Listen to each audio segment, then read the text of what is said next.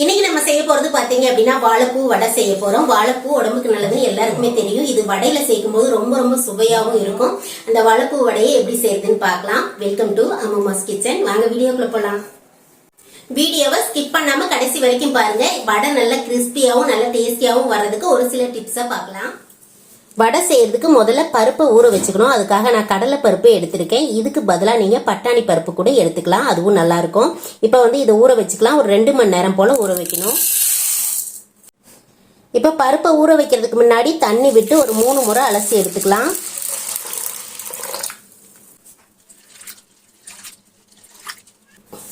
இப்போ பார்த்தீங்க அப்படின்னா 3 முறை நல்லா கழுவி எடுத்தாச்சு. இப்போ ஊற வச்சுக்கலாம். தண்ணி நிறைய விட்டு ஊற வச்சுக்கலாம்.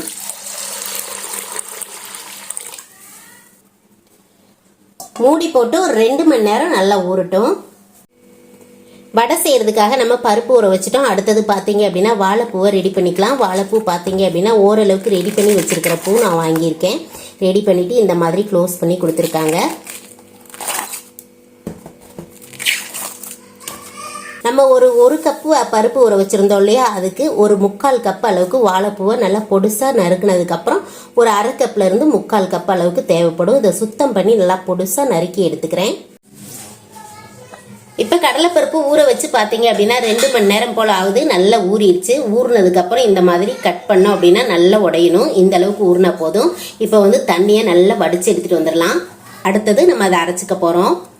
பருப்பை மிக்சி ஜார்ல சேர்த்தாச்சு. அந்த பருப்பு கூட பாத்தீங்க அப்படின்னா 3 காஞ்ச மிளகாய் எடுத்திருக்கேன். கூடவே 1/2 டீஸ்பூன் சோம்பு, சின்னதா ஒரு துண்டு பட்டை எடுத்திருக்கேன். ஒரு 10 பல் அளவுக்கு பூண்டு சேர்த்துக்குங்க. இந்த மாதிரி பூண்டு சேர்த்துட்டு செஞ்சுக்குங்க. பருப்பு நம்ம சேர்த்துறோம் இல்லையா, அதனால வாயு இருக்கும் ஒரு சிலருக்கு. இந்த மாதிரி பூண்டு சேர்த்துக்கிட்டோம்னா நல்லா இருக்கும். இது எல்லாத்தையும் உள்ள சேர்த்து நம்ம அரைச்சிக்க போறோம். இப்ப இதை மூடி வச்சு தண்ணி எல்லாம் எதுவுமே ஊற்றக்கூடாது. கொரப்பா அரைச்சிக்கணும். அதாவது நம்ம மசால் வடைக்கு அரைப்போம் இல்லையா, அந்த மாதிரி அரைச்சதுக்கு அப்புறம் காமிக்கிறேன். மூடி போட்டுட்டு அரைச்சிக்கலாம். இப்ப பருப்பை பாத்தீங்க அப்படின்னா கொஞ்சம் தள்ளி விட்டு நல்லா அரைச்சு எடுத்துட்டேன். பருப்பா கொஞ்சம் அரை பருப்பா இருக்கணும். இந்த மாதிரி அரைச்சு எடுத்துக்கோங்க. ரொம்ப நைஸா அரைச்சிட்டா நல்லா இருக்காது. மசால் வடைக்கு இந்த மாதிரி தானே அரைப்போம், அது மாதிரி அரைச்சு எடுத்தாச்சு. இதை பவுல்ல சேர்த்துறேன். வடைப்பருப்பு நம்ம அரைக்கும் போது பாத்தீங்க அப்படின்னா வடை நல்லா மொறுன்னு வரணும் அப்படின்னா நல்லா ஒன்னும் பாதியமா பருப்பு தெரியற மாதிரி அரைக்கணும். நல்ல சாஃப்டான வடை வரணும் அப்படின்னா நல்லா நைஸாவே அரைச்சிக்கணும். இதுதான் வடையில முக்கியமான டிப்ஸ். நல்லா மொறுன்னு வடை வர்றதுக்கு இந்த மாதிரி அரைச்சிக்கங்க. இப்போ வடை போடும்போது பாத்தீங்க அப்படின்னா அடுத்தடுத்து டிப்ஸையும் பார்க்கலாம். அடுத்தது சுத்தம் பண்ணி நறுக்கி வச்ச வாழைப்பூவை சேர்த்துக்கலாம். வாழைப்பூ தண்ணி இல்லாம நல்லா மோர் தண்ணியில போட்டிருந்தேன். வடிச்சு எடுத்து வச்சிருக்கேன் தண்ணி இல்லாம. ஒரு 1/2 கப் அளவுக்கு இருக்கு, அதை சேர்த்துக்கலாம். அடுத்ததா மீடியம் சைஸ்ல ஒரு பெரிய வெங்காயம் எடுத்திருக்கேன், அதை சேர்த்துக்கலாம். காரத்துக்கு நம்ம 3 வரமிளகாய் போட்டிருக்கோம். ஒரே ஒரு பச்சை மிளகாய் மட்டும் சேர்த்திருக்கேன். உங்க காரத்துக்கு ஏற்ற அளவுக்கு நீங்க சேர்த்துக்கோங்க. கூடவே 1 இன்ச் அளவுக்கு இஞ்சியும் சேர்த்தணும் அப்படின்னா நல்ல மணமா இருக்கும். கொஞ்சமா கருவேப்பிலை, கொத்தமல்லி தழை. இப்போ உப்பு தேவையான அளவுக்கு போட்டுக்கங்க. நான் 1 டீஸ்பூன் அளவுக்கு தூள் உப்பு சேர்த்திருக்கேன், அதையும் போட்டுக்கலாம். இப்போ 1/4 டீஸ்பூன் அளவுக்கு பெருங்காய பொடி சேர்த்துக்கலாம். இப்போ இது எல்லாத்தையும் வடமாவு எல்லாத்தையும் ஒன்னா சேர்ந்து பிசைஞ்சு விட்டுக்கலாம். நல்ல கையில எல்லாமே படுற மாதிரி பிசைஞ்சு மாவு ஒன்னா சேர்த்துக்கலாம். இப்போ ஒன்னா சேர்த்து நல்லா பிசைஞ்சு வச்சாச்சு. இதை நம்மளுக்கு எந்த மாதிரி சைஸ் வடை வேணுமோ அந்த மாதிரி நல்லா உருண்டையா உருட்டிக்கணும். வடை மாவு பார்த்தீங்க அப்படின்னா உருட்டும் போது நல்லா இந்த மாதிரி பக்குவத்தில் இருக்கணும். ரொம்ப தண்ணியாகவும் இருக்கக்கூடாது, ரொம்ப டைட்டாகவும் இருக்கக்கூடாது. இந்த மாதிரி இருந்தால் நம்மளுக்கு தட்டி போடுறதுக்கு சரியா இருக்கும். இதை உருட்டி வச்சுக்கலாம் இதே மாதிரி. இப்ப வடைக்கான மாவை எல்லாத்தையுமே உருட்டி வச்சாச்சு. இந்த மாதிரி உருட்டிட்டு போட்டோம் அப்படின்னா ஈஸியா இருக்கும். உருண்டையா நம்ம ஒவ்வொரு தடவையும் உருட்டும் போது கொஞ்சம் கஷ்டமா இருக்கும். இந்த மாதிரி ஒரேடியா எல்லாத்தையும் உருட்டி வச்சுட்டு போடுங்க, அப்ப ரொம்ப ஈஸியா இருக்கும். இப்ப உருண்டைகள் எல்லாம் ரெடியா இருக்கு. அடுத்தது நம்ம பொரிக்க போறோம். அதுக்காக எண்ணெய் சூடு பண்ணிருக்கேன். எண்ணெய் நல்லா சூடாகணும். வடைக்கு எப்பவுமே பாத்தீங்க அப்படின்னா எண்ணெய் நல்லா சூடாகணும்.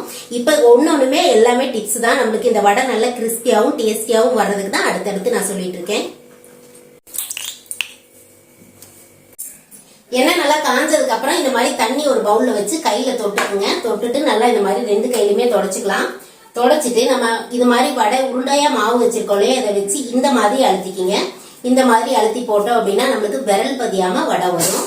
உங்களுக்கு விரல் பதிகிற மாதிரி வேணும் அப்படின்னா விரல் வச்சு கூட அழுத்திக்கலாம். இது மாதிரி சேர்த்துக்கலாம். வடை போடும்போது பார்த்தீங்க அப்படின்னா கொஞ்சமாக லோ ஃப்ளேமில் வச்சுக்கோங்க. நல்லா காஞ்சதுக்கப்புறம் லோ ஃப்ளேமில் வச்சுக்கணும்.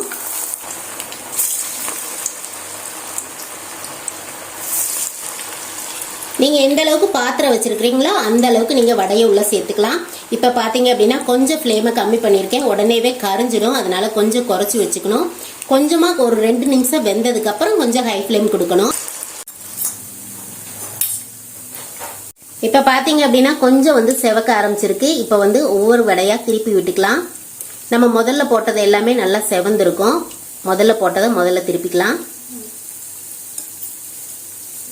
எல்லாத்தையும் திருப்பி விட்டாச்சு. ஒரே ஈவனாக வெந்துக்கிட்டு இருக்கு. இப்போ பார்த்தீங்க அப்படின்னா கொஞ்சம் ஹை ஃப்ளேம் வைக்கலாம்.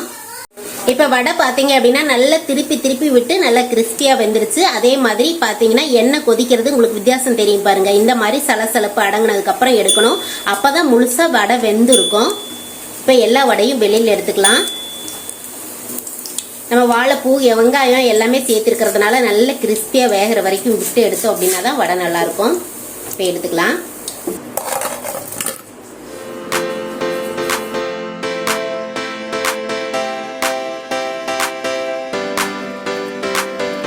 வாழைப்பூ வடை பார்த்தீங்க அப்படின்னா நல்ல மொறுன்னு வந்திருக்கு பாருங்க. நல்ல கிறிஸ்பியா இருக்கு. சாப்பிட்றதுக்கு அவ்வளோ சுவையா இருக்கும்.